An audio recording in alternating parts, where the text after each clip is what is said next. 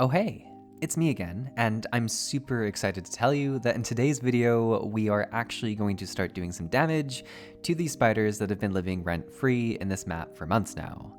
Just look at those attacks connect with the enemy, push the enemy into a knockback state, create hit particles on the enemy, and even generate some animated floating damage text. Beautiful, and don't worry, there's definitely not some crazy interactions hiding under the surface that still need to be resolved and are just being carefully left out of the edit. Certainly not. Welcome back to Could I Code? My name is Chris, and this is my devlog dedicated to my journey about building my dream game. It begins with Mana in Unity with almost no prior game dev experience. As you can imagine, it's been a bit of a slow journey so far, but I'm thrilled to share that I've officially stuck with learning game dev longer than any time I've tried to get into it in the past, and I do attribute a lot of that staying power to actually working on a project that I find interesting to work on. So yes, it's been a very slow journey, but importantly, we've continued to progress with every new episode. As mentioned, today's episode is about combat. It's actually a part 2 video about the combat system, where in our last episode, we implemented the groundwork for the system in code, giving our players their first weapon, adding attack animations that vary per swing, and even introducing slash animations with each of the 3 attacks. Today's video continues with that journey by giving our attack animations hitboxes, using interfaces to allow our attacks to interact with our enemies, creating a knockback state for our enemies, and adding some in-game feedback with hit particles and floating damage text. By the end of this video, we will be able to swing our sword and actually feel like we're interacting with our enemies, which is a pretty amazing feeling. So let's get into how all of these different elements were added to the game. As with the past few episodes, we've been heavily relying on Bardent's 2D platformer controller playlist, and this episode is no different. Like my previous videos, you can find the links to all of the tutorials and tools that were used in this episode in the video's description. I really can't recommend these tutorials from Bardent enough. They do such a great job of introducing very complex concepts in a digestible format that even I can follow along with. Now, our previous episode left off with our player being able to equip and swing their sword, but not being able to actually hit or interact with anything when attacking. I assumed that Bardent's next tutorial would be jumping right into the next steps of our combat system, but we actually took a little detour before that to make some pretty big revisions to our player's finite state machine. See, apparently Bardent is also continuously learning from other game devs and really liked the idea of something called the core that he saw in a video from Adam C. Eunice. Essentially, we will be adding a new script to our project named Core that will contain much of the functionality that is currently being handled by our finite state machines. This will include systems such as movement, collision, combat, and much more. The main benefit of these systems living in the core is that not only can our player make use of these systems, but enemies, NPCs, and other game elements will be able to use the core to access these systems as well. So we began this process by creating 2 new scripts, the core script and the core component script. These 2 scripts will manage the overall core system. We then created a script for our first core component called movement, which, as you might have guessed, will handle our movement system. Now, the next 2 steps is where things began to get messy. Essentially, we are cutting out portions of our player finite state machine and pasting them into our new movement script, which, as you might imagine, will cause a tremendous number of errors that we need to resolve. We are once again recoding, or as they say in the game dev world, refactoring a portion of our project. Whenever doing something destructive to our existing codebase, it is a good time to consider making a new branch in GitHub in case things don't work out, so that's exactly what we did. With our new branch in place, we started cutting our code from our player finite state machine and placing it into our core component scripts. It felt like some mad operation where there was a scary transition period filled with endless errors, and you just had to believe that there would be a light at the end of the tunnel where things just worked. However, it was a useful endeavor, as I did learn a lot about the power of the find and replace tool in Visual Studio, allowing us to make sweeping changes to all of these scripts in our project very quickly. Eventually, we added the core game object as a child on our player, and the movement core component game object as a child of the core, which is how the player will access the new scripts. We then added some code to our player script, allowing our player finite state machine to start accessing functions in the core and core components movement scripts, and after a fair bit of debugging, our player was starting to be able to move again. After movement, our next core component was the collision senses script. This script holds a lot of the checks that happen in our player finite state machine, such as checking if the player is grounded, touching a rope, etc. As we did with the movement script, we went into our player finite state machine and cut out all of the check functions and pasted them into the new collision senses script, which again made many errors for us to work through. Once things were moved over, we added the collision senses script to a new collision senses game object that existed as a child of our core game object on our player. Finally, with our core created and our two core components, movement and collision senses working, we were back at a level of functionality where it made sense to merge our new branch with the main GitHub repository for our game. This left us ready to introduce some new code that would finally allow our existing base combat system to interact with other game objects in our map. We accomplished this with the use of interfaces. Now, I'm still in the process of learning exactly what interfaces do, but as far as I can tell, they are a specific type of script that we can add to our other scripts to enable the game objects attached to those scripts to interact in specific ways, which, now that I'm rereading the script for this video, is probably the most confusing way that I could have explained that. Essentially, if we create an interface for objects that can be damaged, such as enemies, we can add the damage interface to our enemy scripts and then call functions to damage them. Many tutorials compare interfaces to contracts because the scripts that implement the interfaces need to implement them in a specific way, essentially adhering to their part of the contract. To me, it seems like that would be a contract that the enemies wouldn't necessarily want to enter into, but I guess they have no real choice in the matter, so here we are. So we started this process by creating a new script called iDamageable, which will become our interface. This script is fundamentally different as we change the existing class and mono behavior structure of the script to instead be a public interface named iDamageable. In this script, we create a function that will allow us to do damage when providing it with a float damage amount. And that's really all that we need to do at the moment, as we have other elements to set up. We created a new aggressive weapons script that will inherit from our existing weapons script. This is done because Bardent's system leaves room for a defensive weapon that won't do damage. I'm not sure if this will be applicable to our system in the end, but for the time being, I can see the logic in it, so I decided to add it. Then we created a new animation trigger that will tell our scripts at what point in each of our attacks we want to apply our damage. We went through each of the 3 attack animations and added a trigger at the part of the animation that made the most sense to be dealing damage, essentially the moment of impact. From there, we needed to add hitboxes to our animations so that we could detect if we were actually in range of the enemy at the moment of impact. This was done by adding a box collider 2D to our front-facing player V2 sword game object and animating the box collider to follow our sword through each of the 3 attack animations. As the collider is a square, it only loosely follows our sword through the animations and allows the player a fair bit of grace in terms of what would be considered connecting with the enemy. Between this box collider placement, the animation action trigger moment of impact, and the actual speed and movement of the attack animations, there's a tremendous amount of refinement that I could make in the future to my attacks to improve their overall feel. But as with many elements in our game so far, we are getting things to a point of good enough and leaving room to come back and adjust them in the future. So now that we had our moment of impact and hitbox set up for our attack animations, we needed to make it so that our aggressive weapon script could interact with our iDamageables interface.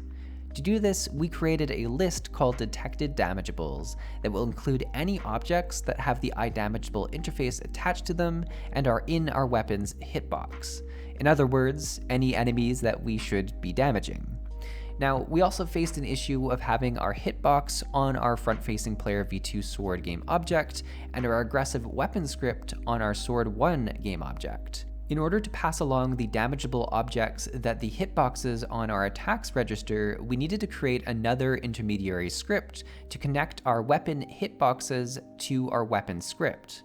Once done, we added a whole bunch of debug.log functions to determine where our system would break down if it did, and spoiler, it super did. The layer collision matrix is what should be adjusted in the project settings to determine which game object should be able to collide with other game objects. However, after making adjustments to this matrix to match Bardent's settings, I realized that this step would not be so simple. See, this is only one of the areas where you can adjust how game objects interact and collide with each other. There are other areas as well, including different components in the inspector. Specifically, there are layer override settings in both the Collider 2D and the Rigid Body 2D components. In the past, I've fiddled with the layer override settings in both of these components on the Mana Weaver enemy game object to make it so that they wouldn't collide when moving past other enemies and my player character. As it turns out, changing those settings was now coming back to haunt me, as I was going to need to find a new way for my player to be able to interact with the enemies when attacking without causing movement issues when walking through the enemies. Now, I just told you the cause of this problem right away, but this remained a mystery to me for a long time while in the debugging stage.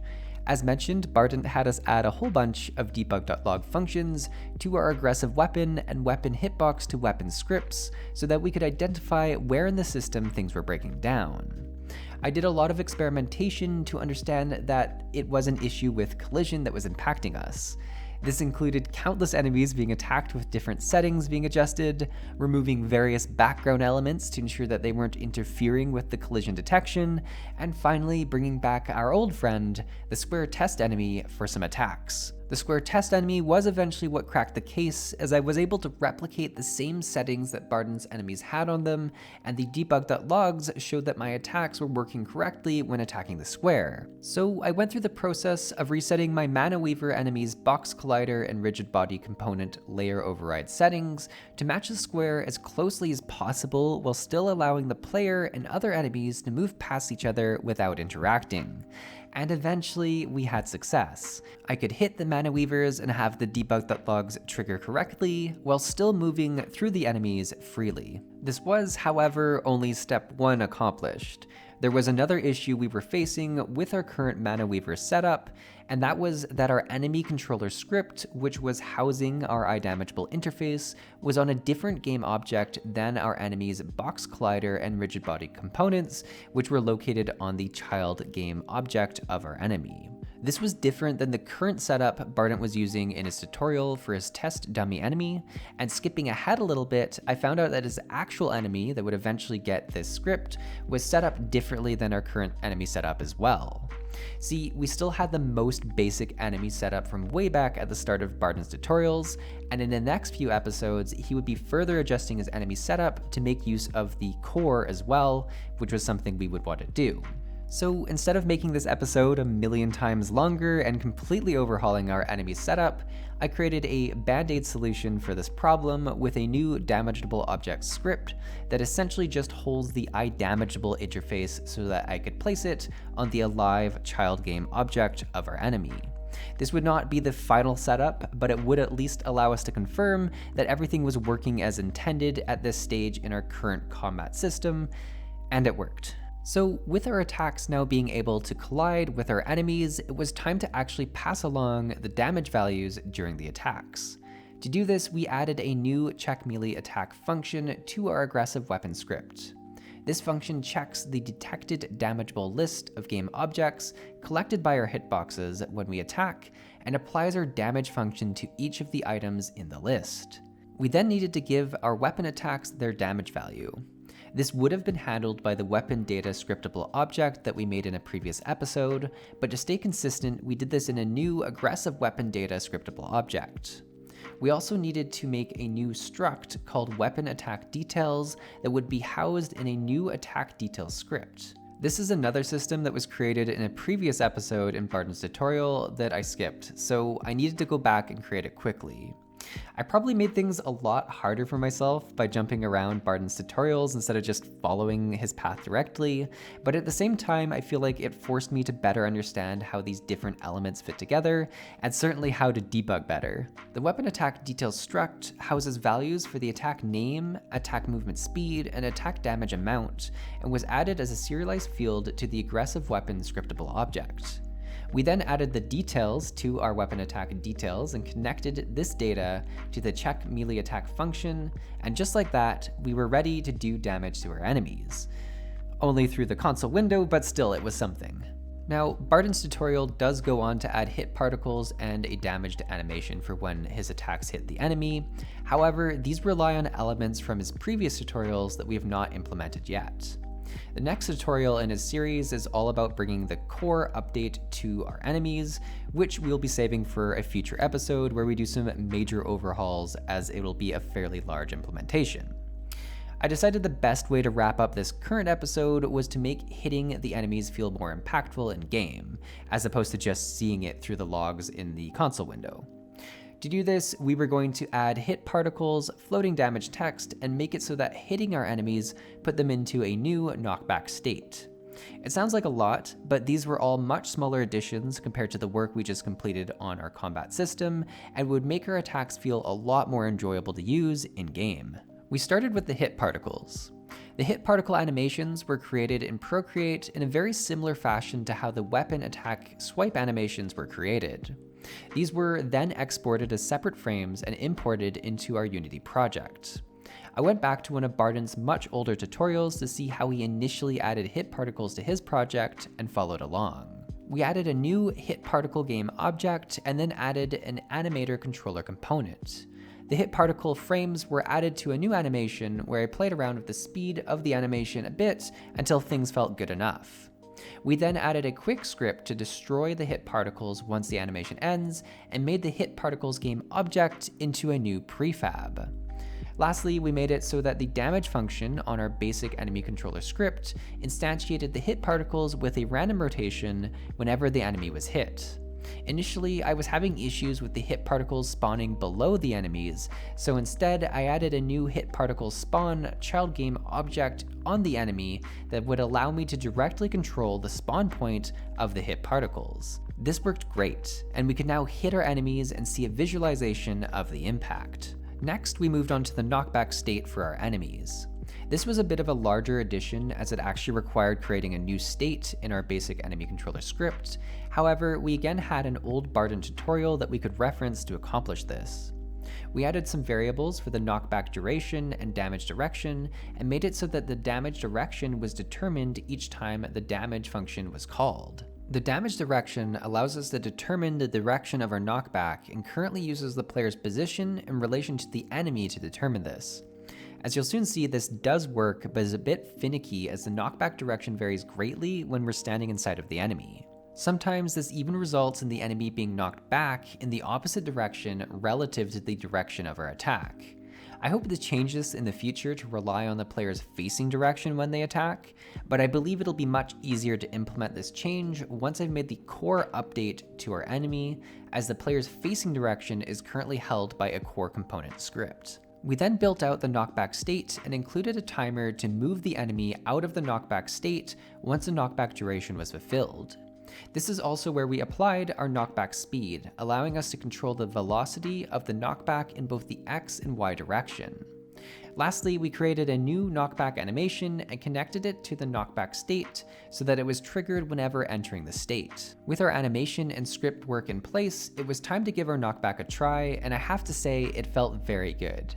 It was one thing adding hit particles to the attacks, but a whole different level of satisfaction seeing our enemies propelled backwards when being hit.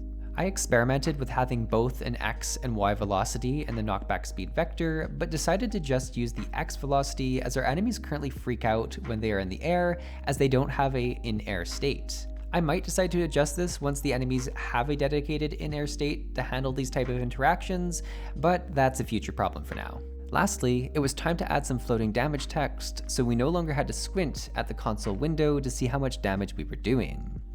For this edition, I made use of a tutorial from BMO that walked through a very simple implementation of the system. It worked very similarly to the hit particles that we just added, where we created a new floating text prefab that would be instantiated as part of our damage function on our basic enemy script. The main difference was the assets and animations, as we'd be using the text mesh component to create the floating text, and animating the text using keyframes similar to our rig animations. I made an animation where the text starts small, grows, and then shrinks before disappearing. I also gave it a small rotation and an upward drift, making it feel like it was floating up out of our attacks. Again, like the hit particles, we attached a script that would destroy the game object after the duration of the animation, and just like that, we had our prefab completed. The part I was most concerned about was connecting our damage values to the floating text. However, this was easily accomplished by a new show damage function that could use the same damage amount variable that was passed along by our damage function. With the final changes complete, we now had floating damage text that aligned with the damage of each of our 3 attacks, which was pretty cool to see. And that's where I decided to stop for today's episode. We came a long way with some major progress to our combat system, and even added some visual progression through the hit particles, knockback state, and floating damage text that we added at the end of the episode. As I mentioned a few times throughout this episode, the next logical step, at least according to Bardent's tutorial, which we've been following closely, is to add the core update to our enemies. That will, however, be a large amount of system work and refactoring, and I feel like taking a bit of a break before jumping right back into that type of work. So instead, I think we're going to work on adding our second map to our game and finally make it so that we can move between different scenes in our Unity project. But we'll see if that actually happens. As always, thanks so much for watching and following along with this journey. It makes me so happy to see how many people have enjoyed the series so far and read through the many recommendations that are left in the comments for each video. I hope you've continued to enjoy watching my progress on this project, and I look forward to seeing you in the next video. Thanks for watching.